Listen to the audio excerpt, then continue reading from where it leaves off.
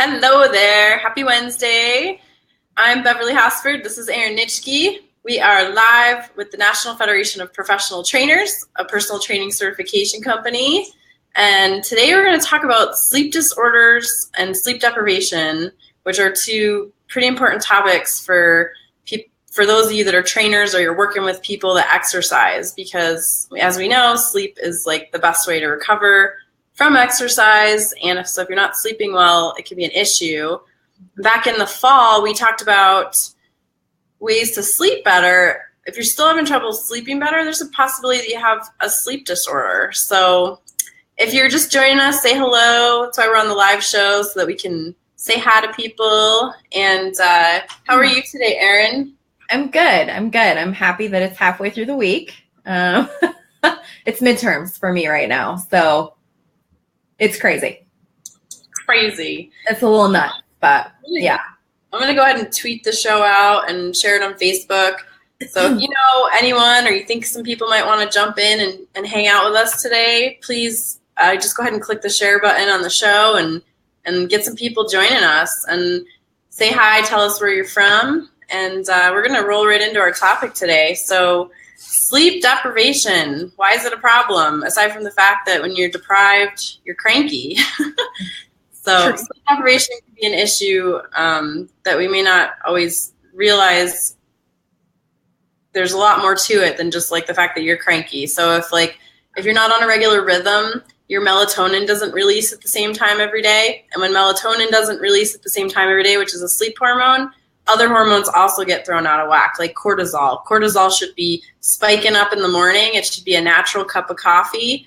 And so sleep deprivation, like temporarily through the week, or like on the weekend, say, like you go out and you party, and then during the week you try to get back on track, it can be real hard for your body to catch up, because your body is like, wait a second, like we were deprived and now we're trying to catch up. And so going back and forth between that, like, you know, not getting enough sleep on the weekend or during the week maybe, and then you try to catch up on the weekend, it can really throw your body off, especially if you're not going to bed at the same time every night. So the advice we give to you and to any of your clients is just try to be consistent. Go to bed the same time, wake up the same time within like 30 minutes, and try to get yourself on a rhythm.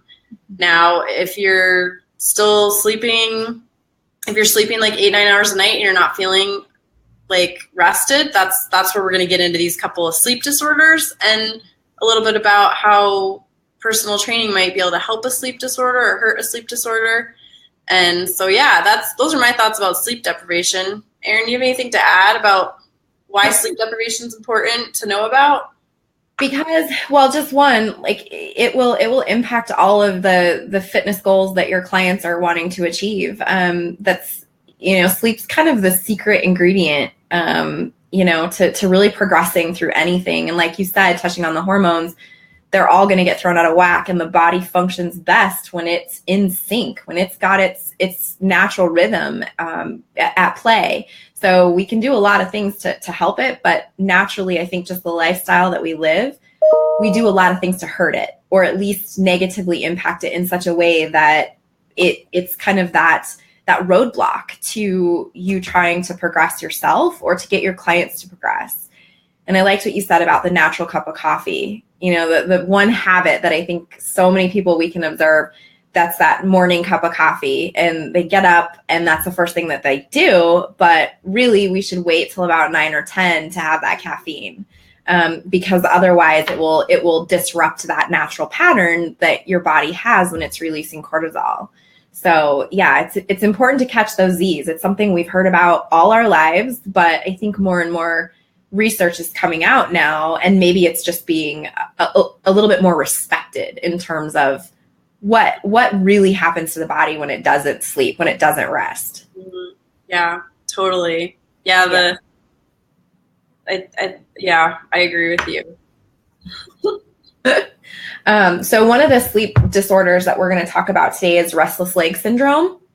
And really there's really no universal way to describe how restless leg syndrome feels. My husband suffers from it. I swear he does. And he swears too.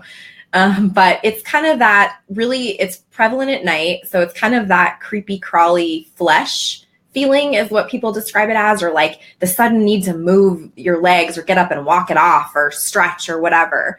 And there's really no specific cause of it. And there's one interesting thing about research is that it appears that women approaching menopause tend to have that experience a little bit more often, even though it afflicts men and women both. And it doesn't discriminate against genders.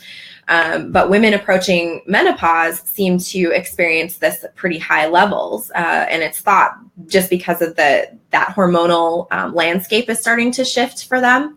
So there's less circulating estrogen, and that then is impacting other hormones in the body and thus impacting this condition. And because it happens at night, it can make it very difficult for people to sleep. So Mark, when he gets it, it's like this constant, like he's almost like twitchy, like that need to like get up and move, like I can't relax kind of a feeling. And so that's how people describe restless leg syndrome. And there's actually pharmaceutical interventions that people can take, but really largely the recommendation is to just avoid prolonged activity. So if you do have a desk job, or your clients have a desk job or something like that, make sure that you are promoting that get up and walk every so often, just because that prolonged activity can be a problem. And so get up and stretch, even if it's just a few minutes of desk stretching. You can certainly do that. And that tends to lessen the effect of it as well. But it's pretty interesting when I was reading through some of the research, and Kathleen wrote this great article on restless leg syndrome. So maybe we can throw that up in the comments and you can refer to that as well, because it's got some great resources in it too. And I noticed when I was pregnant with Olivia in the latter weeks of my pregnancy with her, I had that same feeling. Like I could never, as if you sleep well when you're pregnant anyway. I mean, you got to go to the bathroom like every 15 minutes and, you just can't really relax. But I noticed that, and I kind of wondered, and I didn't really dive into the research too much, but how much of that was a hormonal shift as well. So I'd be curious to look into the research and see if women in pregnancy in the later months have that kind of restless sort of feeling in their lower limbs. Is there anything that trainers or like people need to consider with exercise if they have restless leg syndrome, aside from like you said, getting up from the desk? So really, that it's shown that exercise is good, obviously for a number of things, and it's good to come to integrate to combat the restless leg syndrome. But too intense of exercise before bed can really be problematic and swing the pendulum the other way. So if you are working with clients, and say you've got a client that comes to you in the evening or something like that, every personal trainer schedule is crazy. It's all over the map from super early in the morning to 8 p.m. at night. So it's really important to keep in mind is if you do have a client that's talked about that, or that's got this kind of sort of indescribable feeling that they get at night every so often, make sure not to really pump up the intensity too much if it's in the latter evening and it's close to their bedtime. Keep it a more moderate intensity and don't make it so vigorous, because that seems to really, like I said, swing the pendulum in the opposite direction and increase those symptoms. Awesome. That's great. They've got restless leg syndrome. If you've ever had restless leg, feel free to chat about it in the comments with each other. So yeah, we've got the whole going to bed, if you're not going to bed around the same time, that can propose an issue to your health. And then if you've got restless leg syndrome, I've actually heard that restless leg syndrome can be a product of sleep deprivation. So if you're not getting enough sleep, like you were talking about with pregnancy, if someone's reporting restless legs to you as a trainer, the red flag might go off. We need to explore their sleep habits, because restless leg could be a byproduct of sleep deprivation. And also, I think, is iron deficiency the one that has to do with restless leg? I can't remember. I don't think it's that one. I think maybe that's another sleep disorder. But yeah, just if people are reporting that to you, and that's good to know. Like, there's a lot of back and forth about whether to exercise in the evening or not. In general, exercise in the evening is not recommended, especially if you do it like 3 hours before bed, it's probably not a big deal, but elevating core body temperature before bed is the real issue, because you want your core body temperature to lower before bedtime and rise in the morning, just like cortisol should also be lowering in the evening and rising in the morning. But restless leg folks really shouldn't be doing intense exercise in the evening. So it's just, if anything, some yoga right before bed, and not vigorous vinyasa style yoga, but like those nice relaxing stretches can be beneficial as well, to try to just promote that relaxing state, which is always good to do before bed, whether you have restless leg syndrome or not. But something to keep in mind too is if you do need a little bit of activity, perhaps it's something on that end that might be good to prescribe or give to your clients to say, I think you should try this series of yoga poses and stretches before bed and see if that helps to alleviate some of that feeling. Yeah. Did you read anything about sleep positioning having an effect on restless leg syndrome? Billy wants to know. Oh, I did not. That's a great question. Okay. Good to know. I will. Something for you to experiment with. I would say that's probably going to be individually based for the most part, but that's a really good question. That's a great question. I did not come across that, but I will see if I can find anything. I did throw up in the comments our sleep science episode. If anyone wants to go back and learn more about the cortisol thing we were talking about, we didn't want to dive in that too much today, but that's in the comments. I also put the restless leg syndrome article in the comments that Kathleen Kronemer wrote.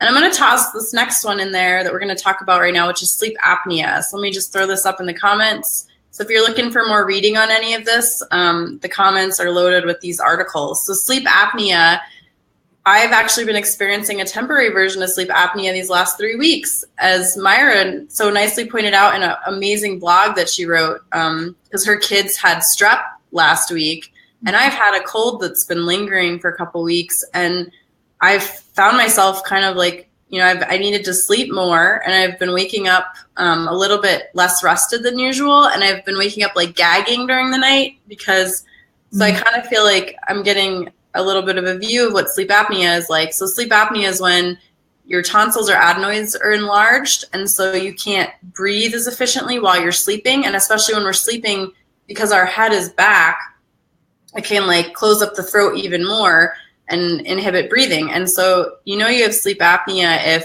you're sleeping 8 to 9 hours and you don't know that you have it, but these are some of the symptoms. You might sleep 8 or 9 hours and not wake up feeling rested. If you wake up during the night gasping for air, people that snore often have sleep apnea. If you're just snoring or like having any of these issues when you're sick, it might just be because of the illness itself, the inflammation. But it's really important for a trainer or a Pilates instructor or yoga teacher, anybody that's working with people who exercise, to know about sleep apnea, because if your client has sleep apnea, it's because they probably have enlarged tonsils or adenoids, and they may not process oxygen as efficiently. And we know that when we're exercising, we're asking the body to breathe more efficiently than usual. So some of the things that Kathleen talked about in her article are just the idea of keeping that in mind. Like if you're going to bump up the intensity of exercise, right, it may actually aggravate the issue even further, kind of like asthma. It's kind of like asthma in a way. So, and then the big thing with sleep apnea is that a lot of people who have it are overweight actually, but you don't have to be overweight to have it. So exercise, can it help sleep apnea? It's kind of an indirect correlation where if you are overweight and exercise helps you lose weight, then yeah, it probably will help the sleep apnea, because when people are overweight, I guess it causes even more inflammation in the areas of the throat and neck. And if you have extra fatty tissue in the face or the neck. And I think you can definitely improve sleep apnea by position, going back to what Billy is talking about. Like I think it's, if you sleep on your side, it might be easier to breathe than sleeping on your back. But if you do sleep on your back, you might notice that tilting your head back opens your airway more, just like when we do CPR. So if you notice that tilting your head back, and that I've been doing that since I've been sick, I've been like tilting my head a little more to breathe better. It's really interesting how much easier you can breathe, but it feels weird because you're like head back. Kind of like hyperextended. Yeah.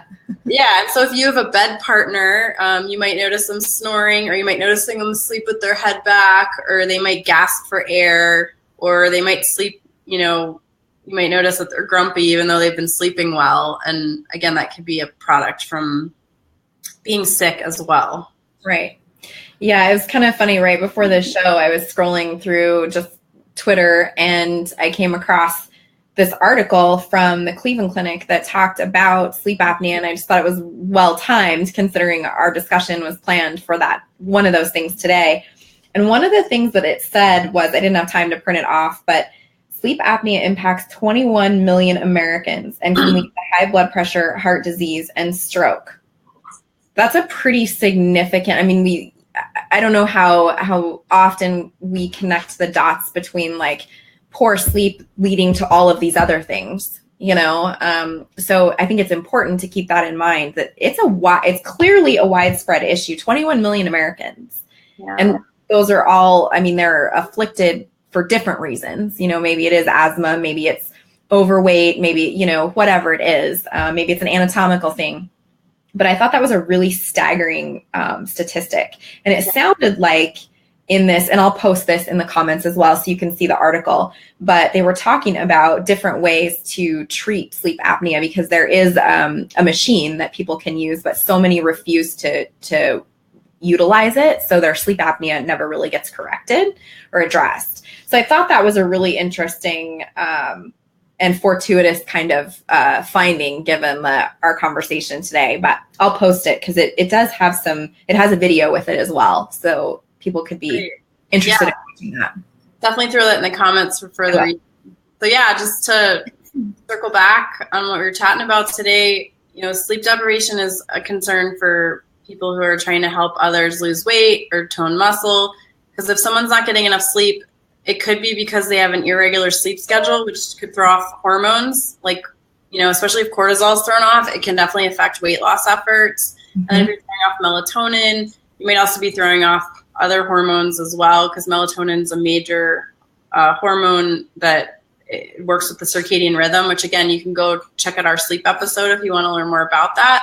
Mm-hmm. But it's really important, I think, not only that, if people aren't getting enough sleep, they're going to have a hard time making change. Or they're going to have a hard time feeling rational about changing. You know, like if you're sleep deprived, you're much more likely to reach for sugary foods. You're much less likely to rationally choose to exercise. So we just think it's really important for personal trainers and any fitness instructors really to encourage people towards sleep. And if you're seeing someone that's not having any progress, maybe look at that. If you haven't thought about it before, look at that as a possible issue. And if they're trying to sleep better and it's not happening, then just be aware of these sleep disorders. You're not allowed to diagnose them, but you might ask them like a little bit more about their sleep habits. Like, do you ever notice that you're snoring during the night, or do you ever kick your legs or whatever? And you might find out something about your client that you didn't realize, and that is actually affecting what you're trying to do with them, and vice versa. What you're doing with them could actually be exacerbating some of these issues. Exactly. And yeah, I'm a big fan of lifestyle inventories. I mean, as personal trainers and health coaches and fit pros, we already gather a battery of information from our clients, you know, their health history, their kind of, you know, their nutritional habits and current medications and past injury, current injury, you know, all of that stuff. So adding that next level of rest and relaxation onto it and kind of getting an inventory of, on average, like how many hours do you sleep a night? Do you feel rested? Like it can be a very short 3 to 4 questionnaire that you add on to a health status questionnaire or something like that to just give you, the more information you have, the more informed you are. And that means the better you can guide your clients towards success. And if sleep is the issue, you could be doing all the right things in the gym. They could be doing all the right things in the kitchen. But if there's that missing link, then those efforts aren't going to be as effective unless that body is getting that rest that it needs. I mean, growth hormone's going to drop. We know that's an anabolic hormone. So if they have those irregular sleep patterns, that's going to either slow or halt the progress entirely with what you're doing in the gym or how you're trying to guide them towards those healthier habits. Yep. And there's lots of things that can come up with sleep. I see some comments, you know, John's talking about a nerve sensation that he gets from his S1 that interferes with his sleep. And Mandy is wondering if smoking can make it worse. Like, absolutely. If you're doing anything that's going to irritate the throat, like even if you're eating foods that are inflammatory or or intaking anything that's inflammatory, like smoke or dry air, like, yeah, that's all going to aggravate it. And it could bring up an underlying condition you didn't realize you have. Like, Right. you know, if you're like borderline sleep apnea and then you add an irritant and it like throws it, you know, through the roof, then yeah, you definitely want to go see your doctor. So yeah, for sure.